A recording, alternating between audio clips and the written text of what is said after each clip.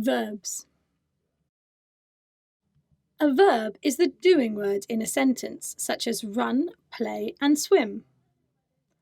In this sentence, the verb is cooks. Verbs can also be words like is and are.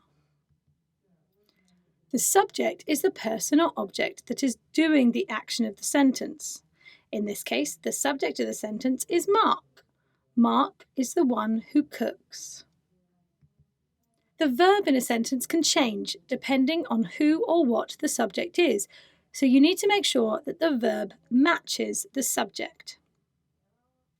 For example, in our first sentence, Mark cooks for his family.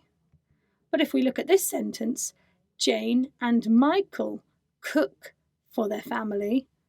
The subject of the sentence, Jane and Michael, are two people, and so the verb changes.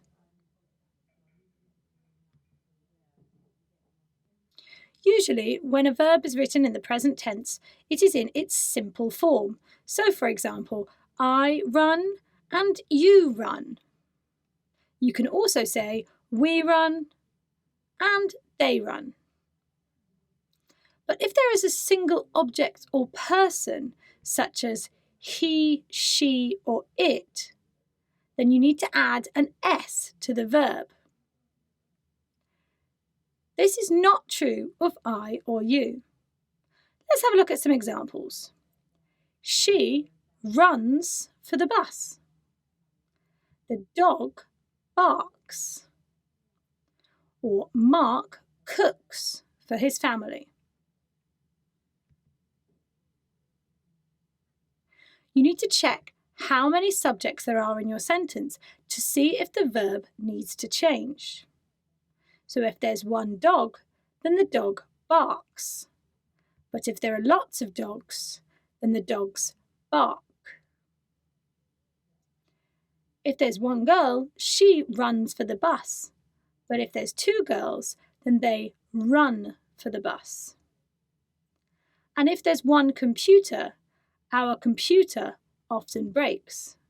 But if there's lots of computers, the computers often break.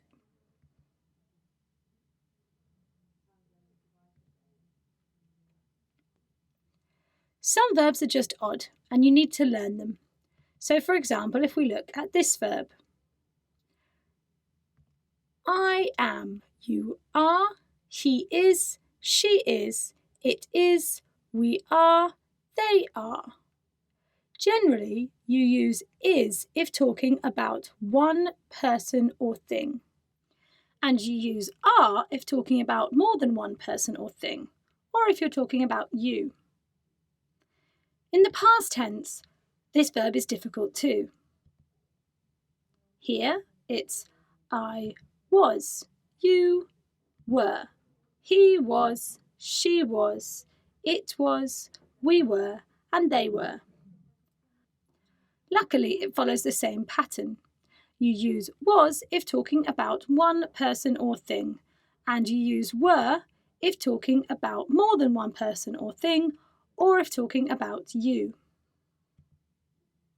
So, for example, there is one tree, but there are two trees.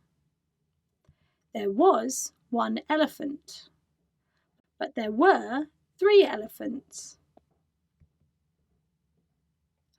Other common mistakes. You cannot use been or done without have or has. So, for example, in speech, many people say, I done it, or I've been at home, but these are not correct. So, I done it is not correct, but I have done it is correct.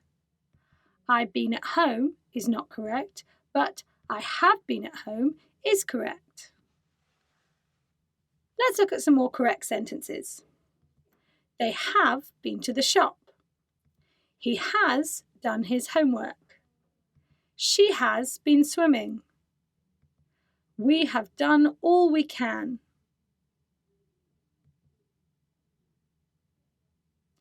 So in summary, a verb is a doing word like run, jump, or swim. The verb can change depending on who or what the subject is, so you need to make sure that the verb matches the subject. Some verbs are different and just need to be learnt. Remember that you cannot use been or done without have or has.